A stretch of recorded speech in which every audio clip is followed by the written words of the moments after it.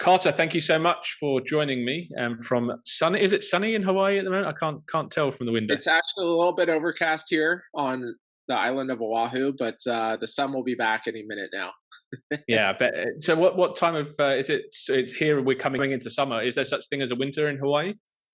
Oh, there absolutely is. One of the best reasons to be on this island if you like the surf. We have surfers that come all over the world here to Oahu because on the North Shore you have some very famous breaks like Pipeline and Waimea and Sunset Beach, and so a lot of your neighbors there in Australia come over here and can beat. So it's a great place during the winter. Yeah, nice, nice. Well, I'll have to check it out at some point. It's definitely somewhere I want to be. But today we're not talking about Hawaii. We're talking about yourself and your journey, and you've got quite an interesting one. So we've got a lot to discuss. You have been in the Salesforce ecosystem for more than or longer than most. You're one of the I guess the first trailblazers in the ecosystem way back when. So what did first attract you to Salesforce? At the point you joined when you were I guess in terms of years, we were not long into the Salesforce journey itself. Yeah, it was a pretty easy attraction. I was just right out of college. There was at the time Salesforce had 100 employees, and so I was just excited to after I graduated from college to move to San Francisco and have a job and live with my friends. So the honest answer is, who would have known that Salesforce is the amazing company it is today? It was, I think, a lot of it was luck at that time. So a good friend of mine who was at Salesforce said that I should come in and interview. And again, I had no idea what Salesforce did, and there wasn't any other bigger thing that I can share than it was just luck to join at the time when I did. And I guess a bit of a risk at that point as well, because they were a startup. Like, were you being advised and guided by other people to go with bigger tech companies, or was joining a startup as cool as it is these days?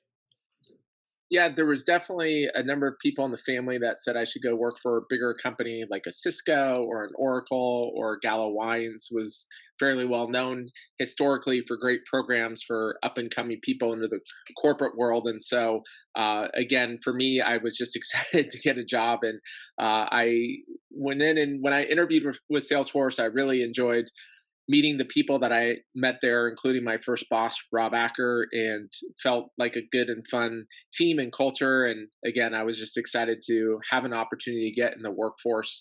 But there was plenty of people who were saying I shouldn't go join a startup and all the scary things that were happening with .com. Unfortunately, at the time, Salesforce was put in that same bucket. But I realized, after being there for quite some time, that I was pretty sure we were a little bit better than that. Do you ever go back to the people that told you not to do it and give them a little nudge and say kind of worked out? Well, one of them was my mom, who's actually one of my top advisors, always has been in my life. And so now, and early on, my mom was such a fan. So we joke about it from time to time for sure. So you went in as a salesperson, right? So you were selling. Am I right in saying you were selling licenses from kind of get go? Yeah, so when I started at Salesforce, there was very few teams or divisions within the sales organization. There was really just an inside sales team, which would be in the market potentially known as an SDR team. So that was really our team when I joined Salesforce, where we were answering the 1-800 no software line, and we were qualifying leads that were coming in. And then as we qualified those leads, we were passing them out to the sales team. And the sales team really consisted of, if you had a certain geography as an account executive, i.e., if you had California or New York, you had everything in that state. So there was no segmentation in there. But it was pretty funny. I mean, it was a pretty wild time because it was certainly at a point in .com and cloud that companies didn't want to put their data in the cloud. So we were out there writing scripts and getting rejected left and right by companies that didn't want to put their data in the cloud. But yeah, I started initially answering the 1-800 no software line at Salesforce. Wow. And then obviously we now see this huge business. I think the revenue has just kind of overtaken SAP. So it's truly like an enterprise platform now, right? At what point in that journey for you did you start seeing Salesforce become an enterprise ready platform in terms of what the kind of customers that were adopting? Yeah, great question. There was early on, there were some of the companies that many people in the market I've been familiar with companies like Act and Goldmine, who are known as the lower CRM companies, and then Siebel was always the big, monster out there, and one of the godfathers of CRM.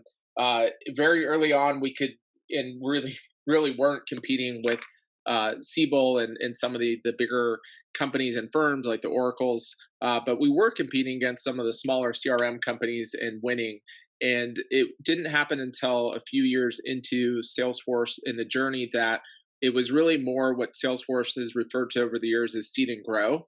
And that was a very successful strategy where early on Salesforce started getting into divisions of Aon and Honeywell. And really what happened is that the business leaders could bring in Salesforce because you didn't need IT to set up the servers, the hardware in the business. All you really need was access to the internet to be able to take advantage of the great CRM software by Salesforce. So it was an interesting, I think, journey and path.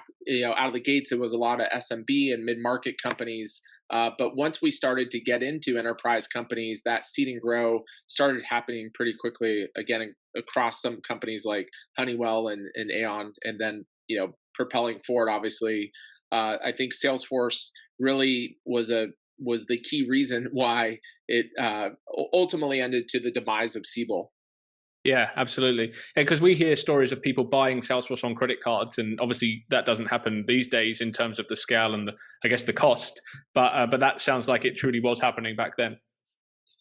I think you can still actually pay for a credit card. In fact, I think with Thunder, we're a Salesforce customer ourselves. I think we actually are still paying by credit card. But yeah, no, you're absolutely right. I think the opportunity again for a business leader to take out their credit card and transact was just making it easier from a procurement perspective, from that buying cycle for us to get organizations on, and also a key area that we relied on in the early days were the trials. We had 30-day trials with Salesforce, so anybody could sign up and go get a trial with Salesforce. And then when it became time to buy, we also early on had a model where the first 10 users were free for at least the first year. So that was also very attractive to smaller companies or smaller sales teams where you could get this great technology for free or for very low cost. Yeah, nice. So do you think, obviously you've gone on to run businesses, and do you think Salesforce attracted entrepreneurs, or do you think a lot of people became entrepreneurs working in that environment? It's a great question. I haven't thought too much about the first part of that, so I'm not as in tune to some of the history of all the people that were there either before me. But I would say that Mark and the executive team, they hired pretty senior. They had brought over, Mark had brought over a lot of people from Oracle. Over time, there were people from Siebel that came over. So I think it was a really nice divide of some very experienced senior leaders. For me, at such a young age, everyone seemed like they had all this great experience, and a lot of people really did. But I think over the years, one of the things that Mark did so well is he really brought the right people into the business across all the different roles, and it didn't mean that we didn't have turnover or perfect fit, but I think early on Mark really taught the importance of building an insanely good leadership and hiring the best. So it felt like more people coming into Salesforce came from more corporate background, at least in the first couple years that I was there. There's so many, and I'm sure you know this more than anyone. But there's so many successful businesses that have been born out of Salesforce. You just think of like the App Exchange and a lot of the consulting companies that initially started off as Salesforce employees. And you're one of them, right? So you started Cloud Trigger off the back of leaving Salesforce and building a consulting business. What was the attraction to you of doing that? And for people that don't know that business, what was it known for? Sure. Yeah. Yeah, for me, it was interesting. I was on the up and up at Salesforce, and I had so many great mentors that took me under their wings for so many years. And being inside the four walls at Salesforce, I saw an opportunity to build a great consulting practice. So there was already a lot of great companies out in the market, and a number of people are familiar with a lot of those great firms like Blue Wolf and Aperio. And being inside the four walls at Salesforce, we were actually always frustrated that some of these partners couldn't go fast enough with us. So they couldn't write the SOWs fast enough, or they couldn't be responsive enough. And it was only because they were also growing really fast.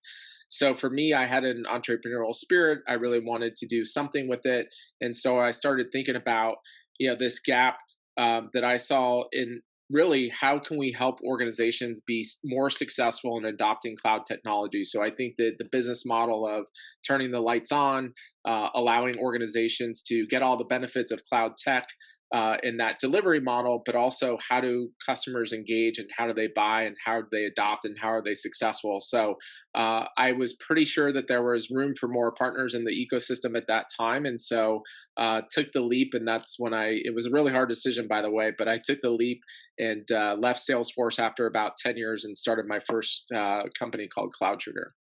And at that point, were you servicing a particular like size of organization, or I guess that was probably before like specializing in an area of Salesforce? You kind of, I would imagine you did Salesforce, which wasn't as huge as it is today. We right out of the gate started working with actually some very large media companies. So when my last role at Salesforce, I was in the media and telco vertical on the enterprise team, and so some of my clients that I was working with was Google and Disney. When I left Salesforce, I was able to continue to have some of those relationships still, and therefore I brought over Disney and Google and some other large media companies pretty much out of the gate. So fairly quickly, we became known as a go-to partner for Salesforce and around media and telco. But we also did a lot across the different clouds. We did a lot of work with technology and other industries. So it was kind of interesting for us. Over time, we had both, I would say, a focus on both enterprise and commercial and multi-industry. Was it difficult to make that transition from selling licenses and to then selling services? Like, did that? Because some people think that's a transition that people can't make, and it's different, right? But was it in your experience? For me, being in the sales organization for 10 years, part of the areas that I believe I had a lot of success at Salesforce in that sales role was being really focused again, not only all the reasons why we were going to win a deal, but all the reasons why we might not win a deal. And you tend to look and think about engagements a little bit differently. And a core component of that, again, is the implementation and creating that roadmap for success with Salesforce. And so for me, over the years, I had worked very closely with our partners like Blue Wolf and Imperio, and also worked very closely with our internal professional services team at Salesforce. And I was quarterbacking those different strategies on the implementation side. I almost never let one of our internal professional services consultants at Salesforce or one of the partners go into any prospective meeting and or a client meeting without me there to help work on that strategy. So in some ways, I felt comfortable in that transition that I had been in a similar kind of motion for many years before going over. I would say the biggest thing to me in the biggest transition was being a leader for the first time, right? Starting a company. And, there was a lot of other things that seemed really, big and scary at the time, like finance and operations and things on that side of the house that I didn't have much prior experience at Salesforce with. Yeah, that makes a lot of sense. And obviously now looking back, that journey must have been pretty crazy, but it ended with an acquisition. So what do you think made you an acquisition target way back then? And how did that your first journey experience of an acquisition feel? Yeah, for us, we started growing really fast when we launched the company, and we went from about 0 to 120 employees in about 2 to 3 years. Salesforce Ventures invested in our first company, Cloud Trigger, and pretty much at the time that we took the investment, maybe not surprising now looking back, but it was almost like some sort of a textbook play where a number of the GSIs came and were very interested in acquiring Cloud Trigger. So we had conversations with PwC and Accenture and a number of different firms. We got really excited when we met the team at Cloud Sherpas about that vision and that path that they were on. But ultimately, for us, there was a lot of things that we did extremely well at that time. And today, I would say that in some ways the market is just as is competitive, but I think the gap between good to great SIs and partners in the space is fairly substantial. And now because of all the acquisitions and things that have happened in this space, is I know you follow this, and it's part of your business and part of the motion that you're helping the market move forward from a talent perspective. It's, I would say, in a lot of ways, I've never seen a bigger opportunity than I do see today with the market in around Salesforce. So it's really exciting for us, especially with the new company and pointing back in. We're excited about where we are today and where we're going. Yeah, and obviously we'll get to the fact that you're now back in and running another business, because I think like a lot of people think one acquisition is enough, and you've achieved everything, and going through that experience, like when you have had a business acquired and then you then become part of a new organization, like what's that like mentally? Because your role must change, your responsibilities change. Like, is that a difficult transition to make? I think it really depends on the acquiring company, the culture, and your role, right? So for me, through the acquisition into Cloud Sherpas, my role initially was to run the Western U.S. Salesforce practice, which was a large role. So I had basically everything from a P&L perspective, and that was exciting. But I also saw some new opportunities, and so I built a new commercial team within our Salesforce practice that hadn't existed. I helped continue to build out our Service Cloud practice. But importantly, we had such an incredible vision, incredible culture. We had an incredible leadership team, great investors, and really just like the team across the board was so good. And we had a very clear vision of where we we're going. And quarter over quarter, year over year, we really executed on that. So all those elements really came together for us. And I think we did a really good job in acquiring companies and really taking the DNA from these different companies that we had acquired to build the bigger Cloud Sherpas organization. And we were thoughtful. So we really looked at different companies and their tools and their methodologies and their process and their people. And we were thoughtful again of how we put them into one combined organization. And I think, unfortunately, too often we see acquisitions in the market, both on the product side and the services side, where a lot of these acquisitions are not successful because sometimes they're met with a brick wall. There's not a great execution play to bring these companies together under one umbrella and to be able to execute moving forward. So I learned a lot. I learned a ton through that acquisition that I still am excited about today to be able to carry forward and hopefully improve on that. Form building can be a tedious and complex process when collecting loads of data for enterprises. Solve this issue with ease through Form Assembly, an all-in-one secure web form builder with a robust Salesforce integration. This seamless web-to-lead form building connection boasts features including sophisticated data collection, the option to pre-fill forms, create and update records, and more.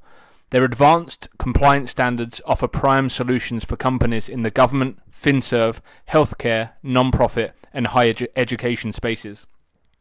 Visit www.formassembly.com/talent hub to find out why FormAssembly is the #1 enterprise form building platform for Salesforce and how it can be customized to fit the needs of your company.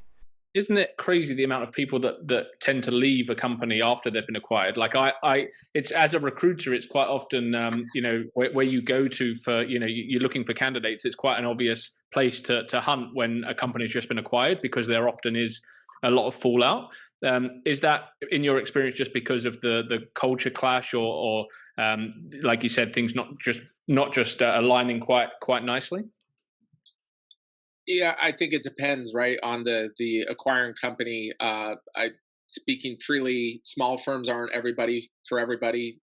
Big firms aren't for everybody, right? And I think some people tend to gravitate towards the smaller companies and the culture and their ability to make an impact in smaller companies. And that can happen also in big companies too. But I think for a lot of people, going from a smaller company to a bigger company, there's differences, right? There's nuances, there's changes to their day-to-day, there's changes in their comp plans, there's change in so many different variables that I think it makes it hard. But I will say that I agree with you. It's very eye-opening to me, and it's very disruptive in a bad way for the market when these acquisitions happen, and it destroys a lot of that DNA, because there's a lot that's built around when we had Cloud Trigger and Cloud Sherpas and Aperio and Blue Wolf, and there's a lot of special things that happen in these smaller companies and our ability to be more nimble, to be more flexible sometimes, and ultimately those relationships that are developed over the years at Salesforce, and why Salesforce might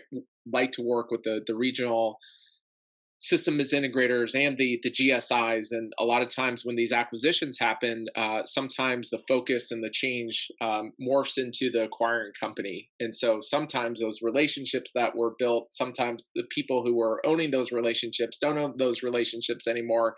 Sometimes those current customers that you have, you can no longer work with because of a difference of methodology, pricing. There's so many variables. So I actually think in a lot of ways, I've seen so many of these acquisitions that you have too in the day to day that unfortunately they don't turn out well for a high percentage of not only the employees, but I would say for the market, where these customers sometimes are forced, or they obviously have sometimes at most all time they can maybe contractually or otherwise get out of their agreements to go work with another company. But I think at the core I see sometimes more disruption when these initially happen, or 2 years down the line or 3 years down the line. Ultimately I've seen a lot of these acquisitions be extremely successful too, but it's hard. And again, I think it's disruptive. You could argue disruptive in a good way, you can argue disruptive in a bad way for the market.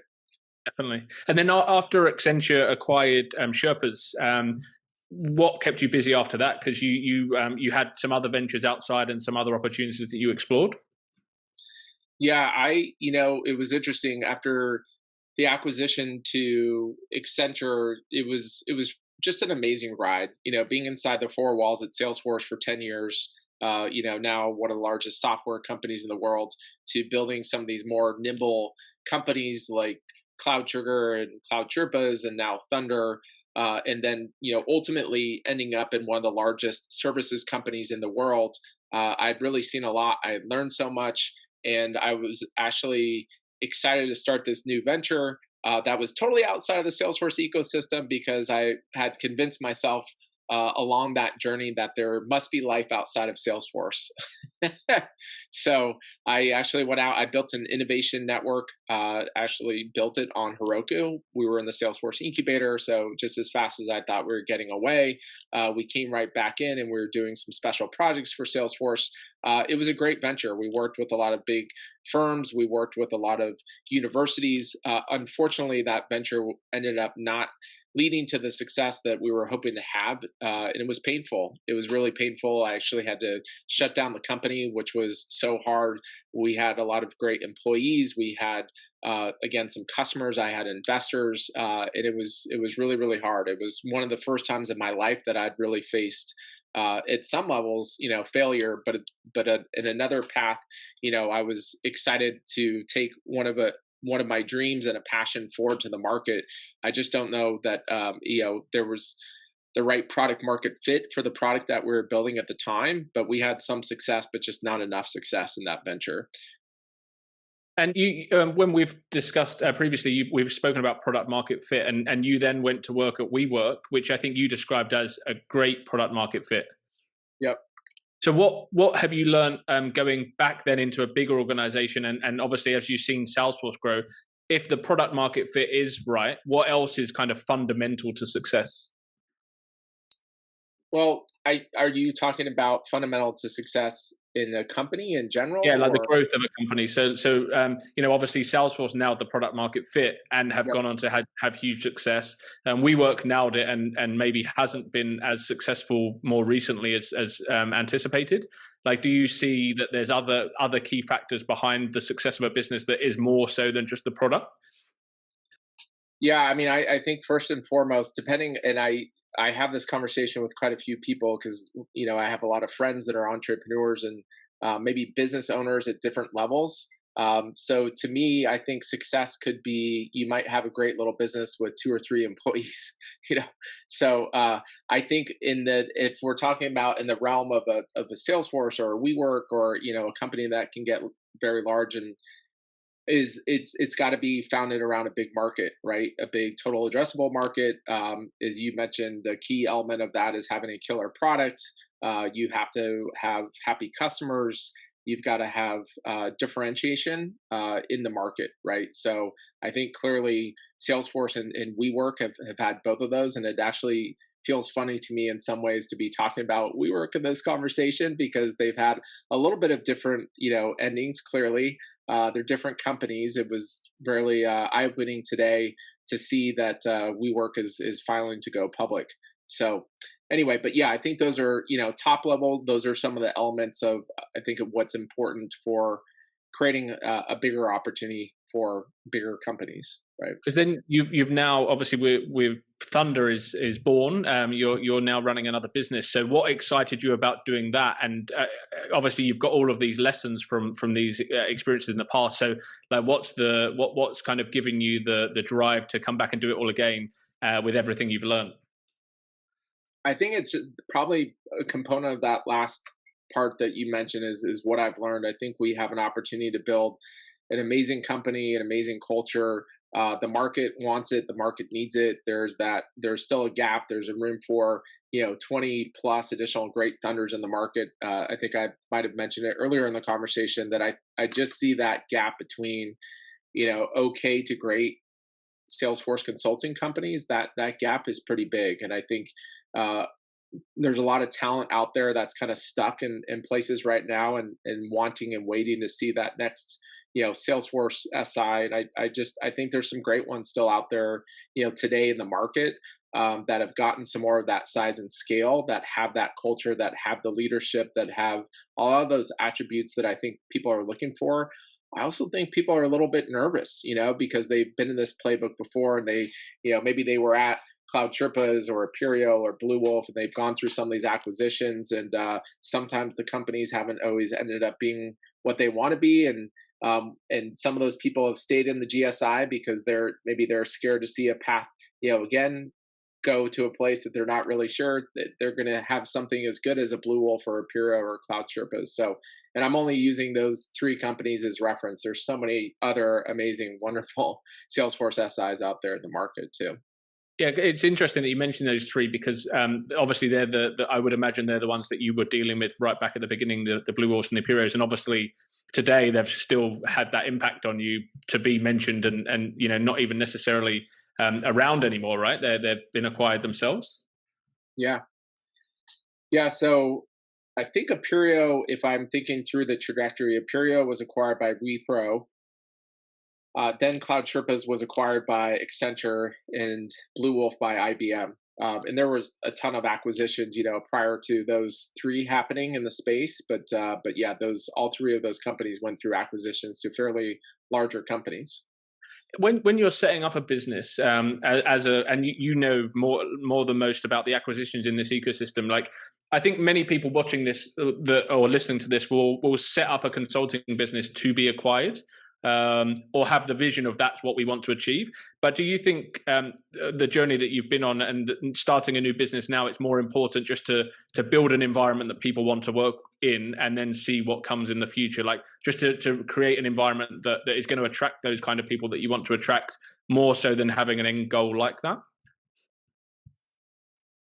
I think everyone comes into it a little bit differently. So it'd be hard to speak at the greater masses of every time that I take a call from somebody who's either looking to start a Salesforce consulting practice or another company, I do believe that, again, going back to my comments earlier, there are some people who build great companies that might not get that big, and I have a ton of respect. I think there's a lot of important things that come to alignment around the founders, whether you have investors or you don't have investors, and the type of people and the culture that you're building, right? So I think it's honestly different. There are great companies out there that might not ever go through an acquisition, and maybe that's not their future vision. I might be not factual, but I hear things like that about Slalom, right? My understanding from what I hear, factual or not, is that Slalom is really a family-owned business. There is no desire for them to be acquired. Maybe they go public one day, et cetera, et cetera. So I don't think there's really a right or wrong, path forward. I think hopefully, I do think there's a responsibility for these companies to build excellence in the market, because unfortunately, I think too many customers have been in a situation where they've had negative relationships, projects with SIs, and that's also really disruptive and hard for the customers and hard for the partner back at Salesforce. 100%. Now, obviously, there's been a fair amount of time between the two businesses. So, how does it differ running a consulting business now to when you started CloudTrigger? I love that. That my honest answer is not a lot has changed. I would say that I feel smarter in some ways as far as running the company and building the companies with just such an incredible team that we have here today. But I'll be honest, the playbook, whether depending on who you talk to, I would say the go to market motion is very very similar when it was. When we started CloudTrigger, I do believe that was part of our differentiation back in 2009. A lot of that go to market is the same. I think there are some nuances that make it harder in the consulting business around more competition, more pressure on the margins, more pressure on the pricing. So I think back in 2009, it was a little bit easier for us to get higher margins in the business, but now with more of the offshore capabilities that have been brought to the market that didn't exist as much. It was there, but it's much more competitive. And so I think that competitive pressure makes it more challenging in how you build a successful SI at scale. And again, there's a lot of dependencies around what you want that scale to be. What about talent attraction? Is it the same as it was? There were fewer people in the market back then, but there was less competition in terms of other companies hiring. So, do you find it's harder to attract talent now and the right talent? I'm imagining it's more expensive. It is. It's more expensive. And one of the things that I didn't recognize, and this is an eyes wide open that everyone should tune into, is that back in 2009, when we were hiring consultants, let's just use some easy math. Let's say that we were paying these consultants 80,000, 100,000. So these were our Salesforce BAs out in the market. We were billing those Salesforce BAs out in the market at $185 an hour, probably in early 2010, getting $225 an hour for those consultants.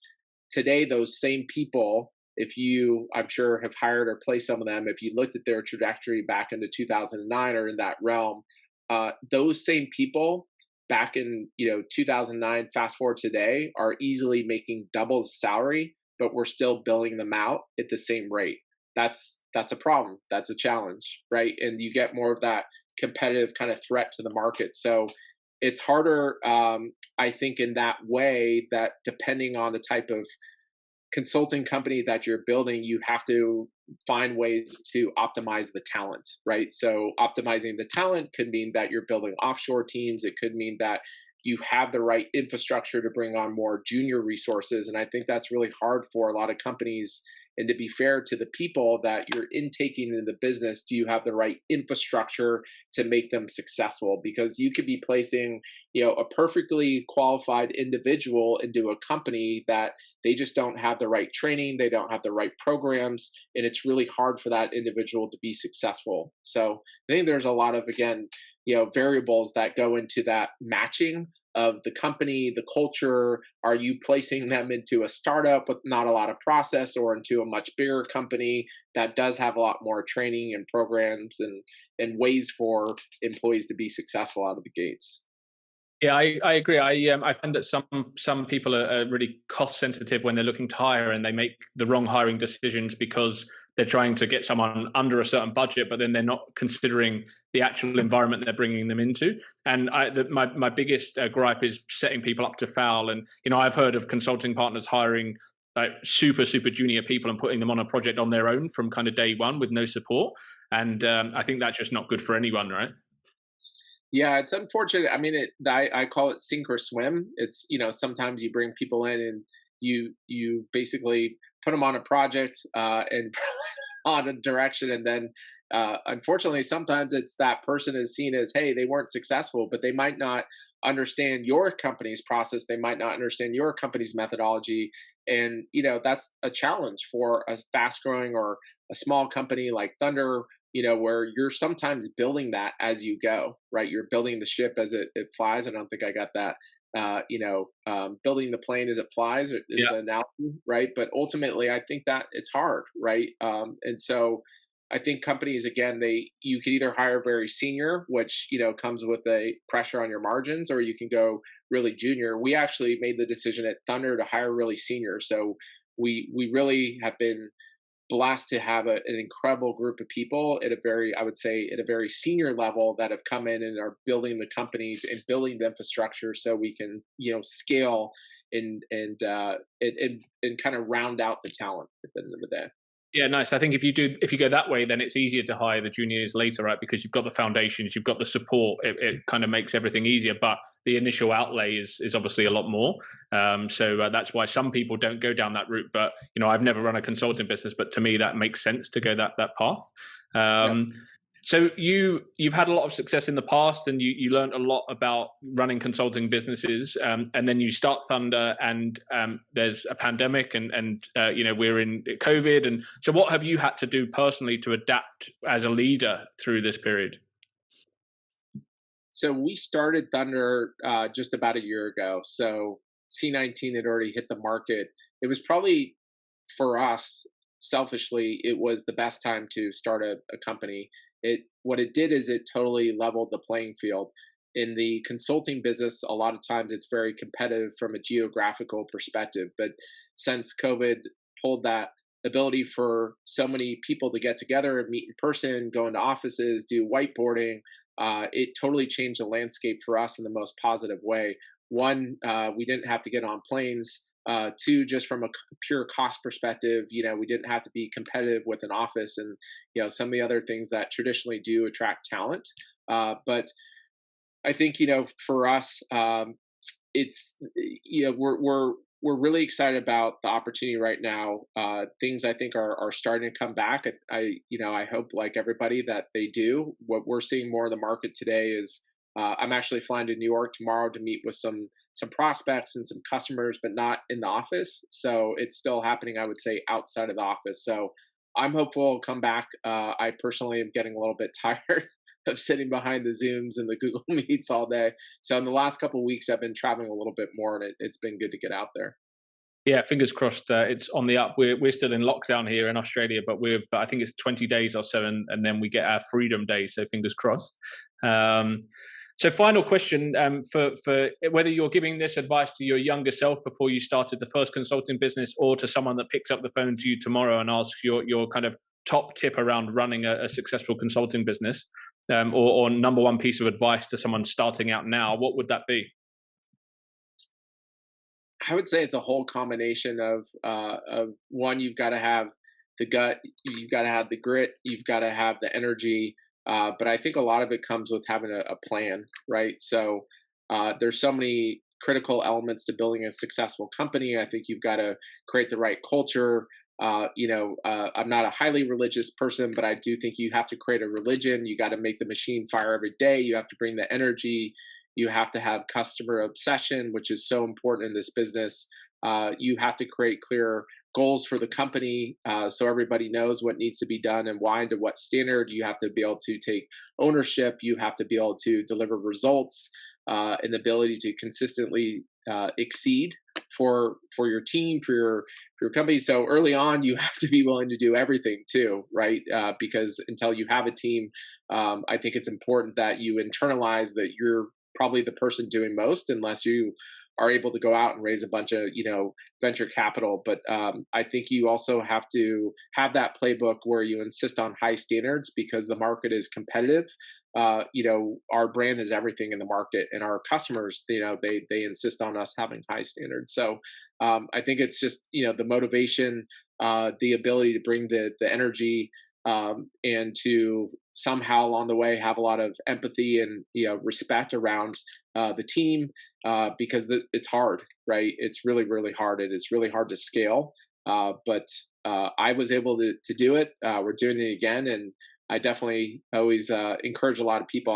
I end up taking quite a few calls from different people who reach out and they say, "Hey, I would love to get some advice." And so I think I highlighted some of them, but I think as much as one looks at all the pros, I think people also have to be prepared that if it doesn't work out, where does that put you, right, in your personal kind of place as you move forward, which I'm a huge believer that you should try things. And if they don't work out, it's okay, because a lot of us know where we can hopefully go back to, whether it was, hey, you were doing recruiting for a bigger firm, or Ben, I think in our first conversation, I snapped back and said, well, I want to hire you to run talent at Thunder. So, I think for any of us who have developed a strong craft, I do think that's an important element of it, right? If you're really strong at one, component and understanding what your superpower is, play to that and build your team around that, again, depending on, how big you want to be. But there's also a lot of great, individuals out there now that are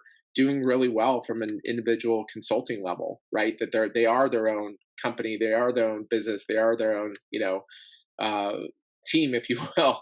But I think there's a lot of opportunity for, like I said, so many more great services companies to be built in this space.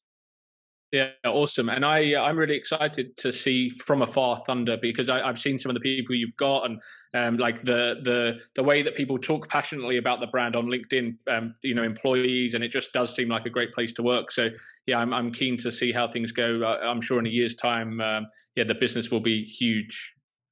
Yeah, well, we're just excited to grow, hopefully smart. We've got a lot of opportunity in the market, and I hope you and I can stay in touch